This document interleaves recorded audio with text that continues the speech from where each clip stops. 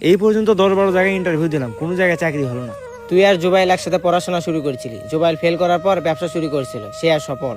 আল্লাহ কখন কাকে কোন জায়গায় নিয়ে যায় সেটা তো বলা যায় না। যে কোনো উপায়ে একটা চাকরি ম্যানেজ করতে হবে, বসে বসে আর কতদিন খাবো।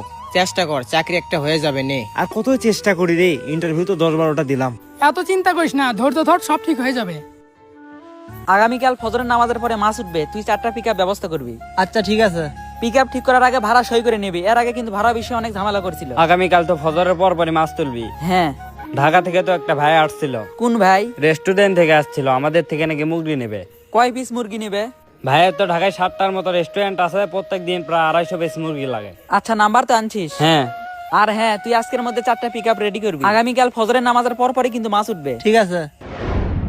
দুই বন্ধু একসাথে পড়াশোনা করলাম, তুই ফেল করে গ্রামে ব্যবসা শুরু করলি, আর আমি পড়াশোনার জন্য ঢাকায় গেলাম। পড়াশোনা শেষ করছি, এখন পর্যন্ত একটা চাকরি ম্যানেজ করতে পারিনি। আর তুই ব্যবসায় কত উন্নতি করছিস। ফেল করার পরে তো সবাই ভাবছিল কিছুই করতে পারবো না, আল্লাহ রহমত করছে দেখে আজকে এত দূর।